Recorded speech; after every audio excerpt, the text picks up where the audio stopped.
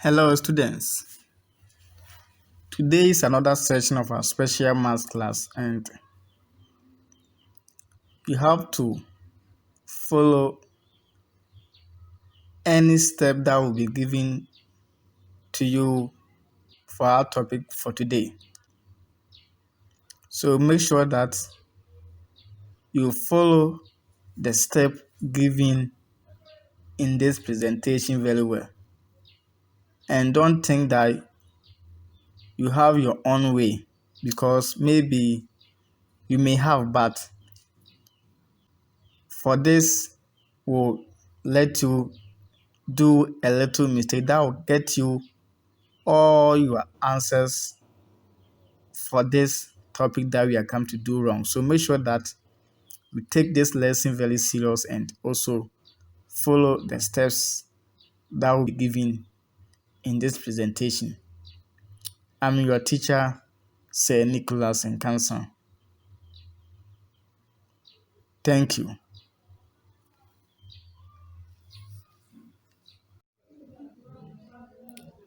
Statistics, frequency distribution table. So under statistics, we are going to look at frequency distribution table. How to draw a frequency distribution table for a given set of data, or how to make a frequency distribution table for any given set of data or items. Example 1.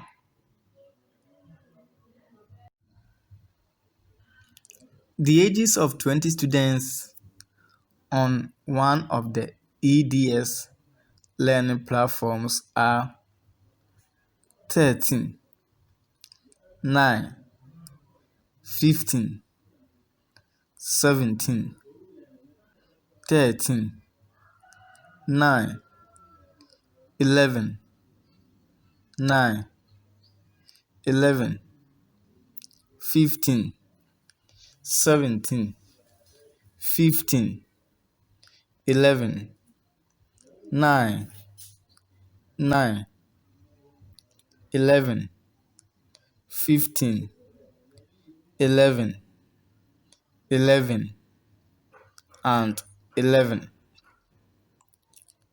Construct a frequency distribution table for the data. So this is our question and we are asked to construct a frequency distribution table for this set of data. But before to construct any given set of data, each frequency table, you have to also look at the questions under the set of data. But for here, we have only to construct a frequency distribution table for the data.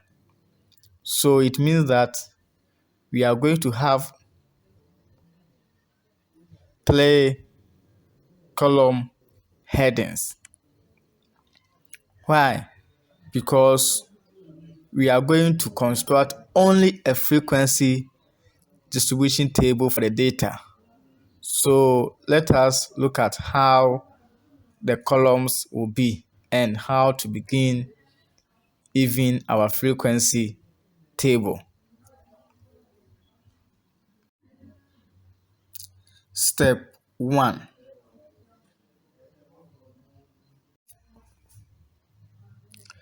Identify all the different items and the items that we have in the question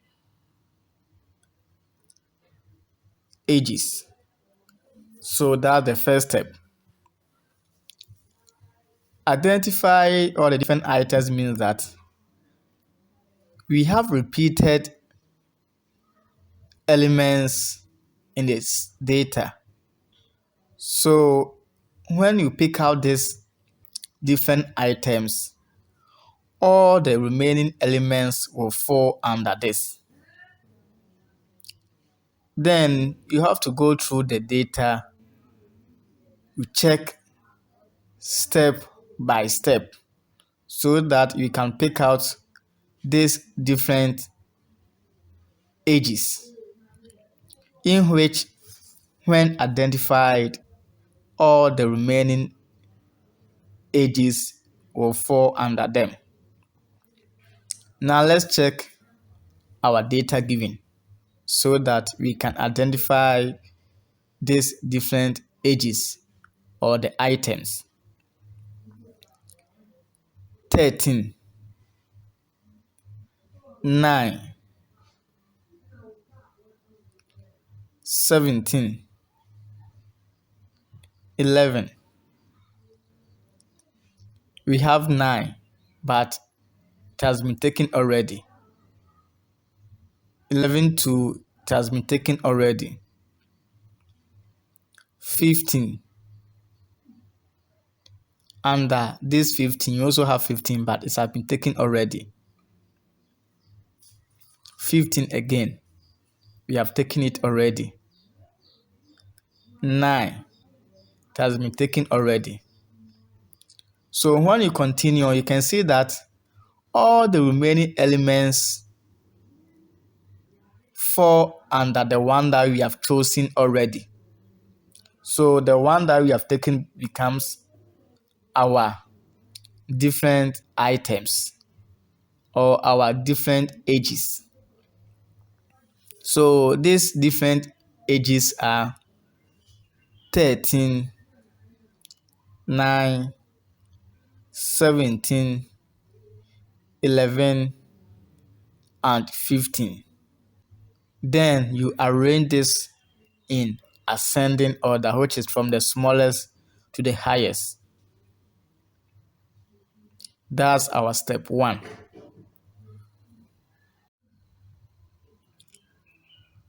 Step 2. Construction of the frequency distribution table with appropriate column headings. That's the second step.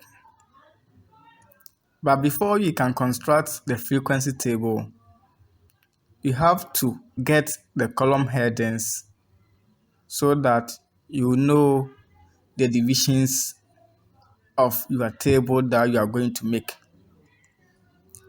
And this will depend the questions that has been asked under the set of data. So before you can get your column headings, for you to able to know the divisions of your frequency table, you can get this from the questions under the given set of data. But for the question that we are doing, we are asked to only construct a frequency distribution table. So we are going to have these headings. The first one is the ages. That's the first column heading. And this is the name of the set given. That is the ages of students.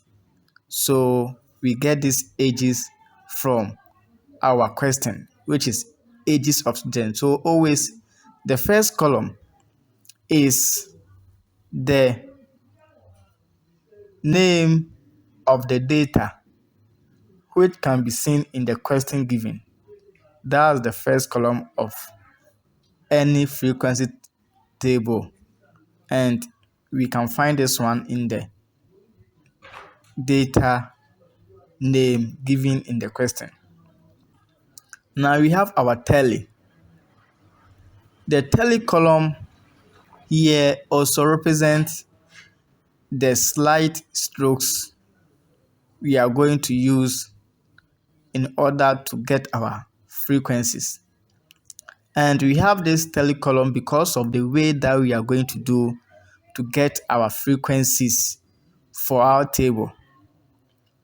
The way that we cancel out the data, that's why we have this tally column.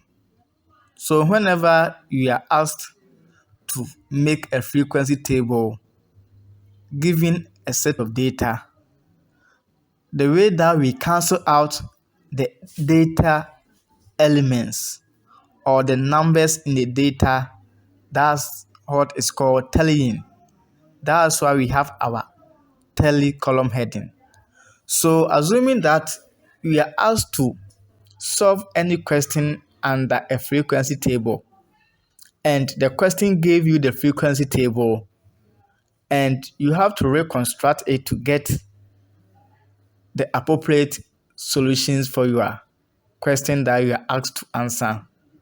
You don't need to add a tally column again, because the tally here means the way that you cancel out the elements in the set of data to get your frequencies. That's the meaning of the tally. Now, the frequency. This is also the column heading for the number of elements for each items, which we have in our question as ages. So this is also shows how many each different items occur in the set of data. So this is the step 2. And we are going to look at how this is done on a frequency distribution table. Now here is our frequency table with the columns headings that we identified under step 2. So we have age into bracket X, and the first column, age symbol is always X. And under this column heading, we have our identified different numbers, which are the ages that we did under step 1. So the numbers under this age column heading is the different items. We have our tally and our frequency. Under the frequency, we have a certain sign there and a letter. The sign name is sigma, which means summation. And we have F. So what is simple means that summation of F, it means that the sum of the frequencies. So whenever you are done with the frequencies, you add everything, you put it in front of this symbol and the letter to get the number of elements in the set. And this can also be identified from the set given. So it is the actual number of items given the set. So you can even count the elements of the set to get this, to check your frequencies. Either you have the actual tally or not by counting the elements given in the set of data, compare it to the your summation of your frequency. When they are the same, they mean that you are on the right way. But when they differ from the number of items in the data, then you can cross-check your answer.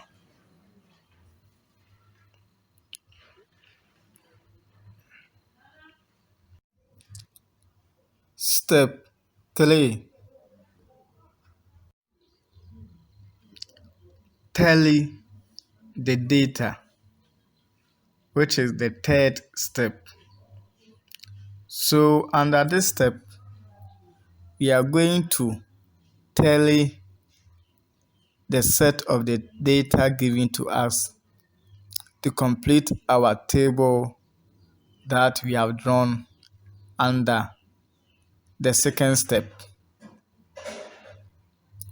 So we are going to look at how to tally a set of data to get the tally marks and also the frequencies for any given set of data. Now let us see how to tally a set of data on a frequency distribution table. But before we proceed, let us take note of the following. Whenever you are doing tallying for any given set of data, we tally from the shortest distance.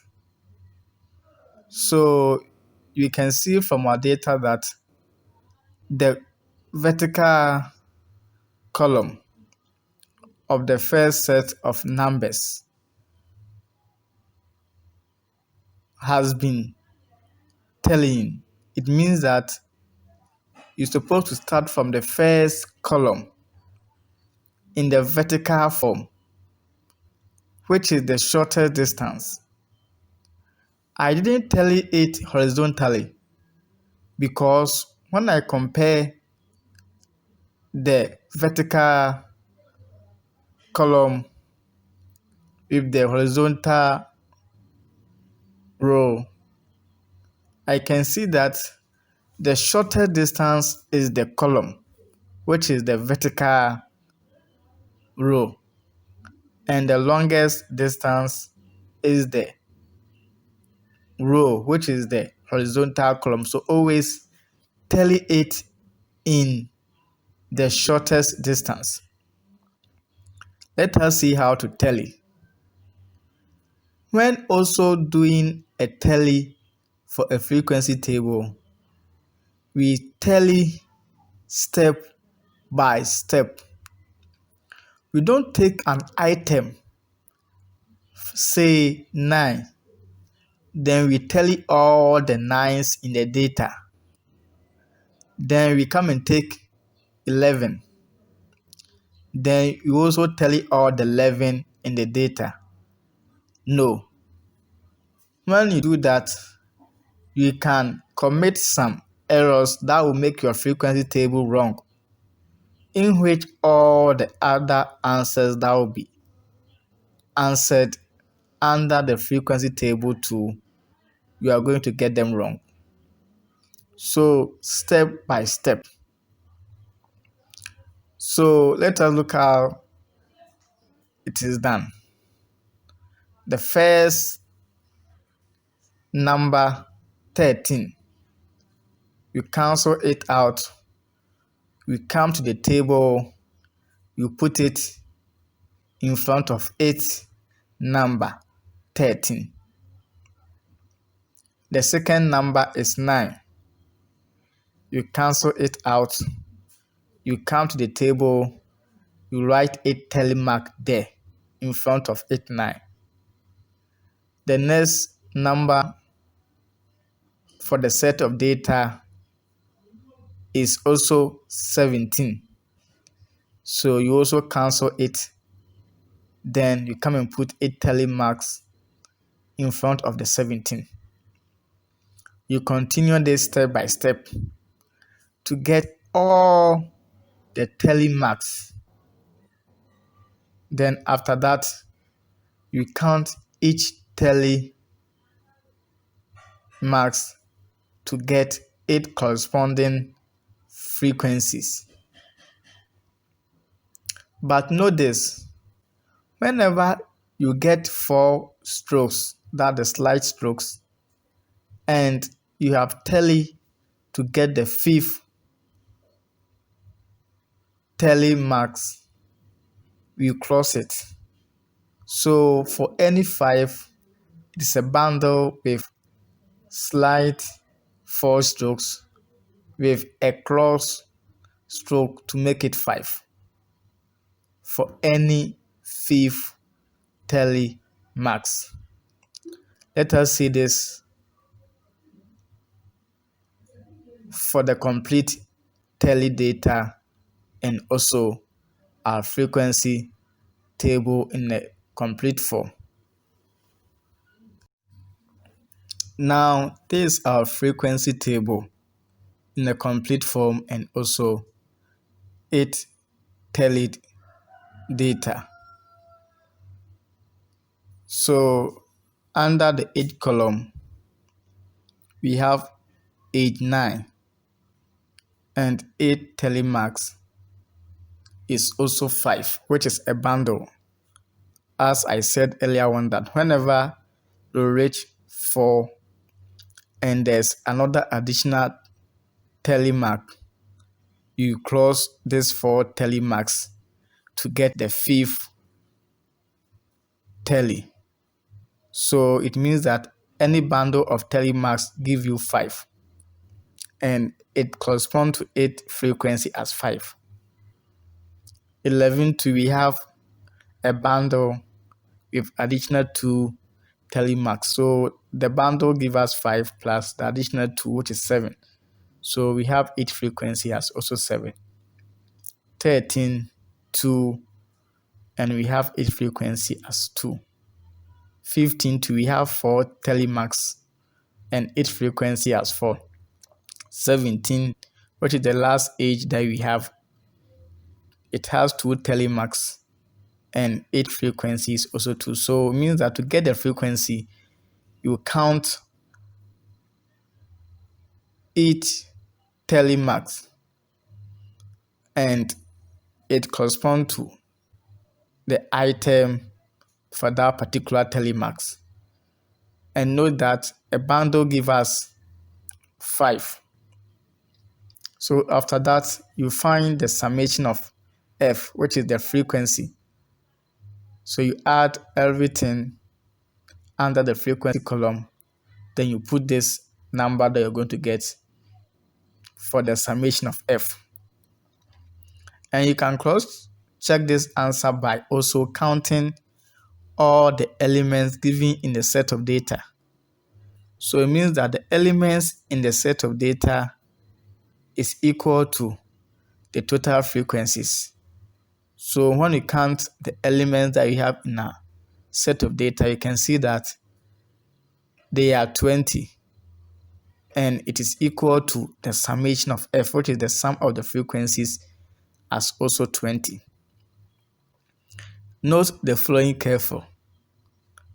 Students always write the tally data items, or let me put in this way, the set of data in their answer booklet before they tally. Let me repeat this one again. Students sometimes write the set of data which is in the question given to them in their answer booklet before they do the tally. Please don't do that. Don't write the tally again in your answer booklet, then you do the tally in the answer booklet. Always tally it on your question paper. So don't write the set of data again in your answer booklet to see that maybe you are showing working to the examiner. No, don't do that. It is a waste of time. Tally the data on the question paper. Don't write it in the answer booklet and do the tally in your answer booklet, but tally it on the question paper. The question paper belongs to you, so you have to do any rough work on it. So don't do it in the answer booklet, wasting your time by writing the set of data again. It is very important.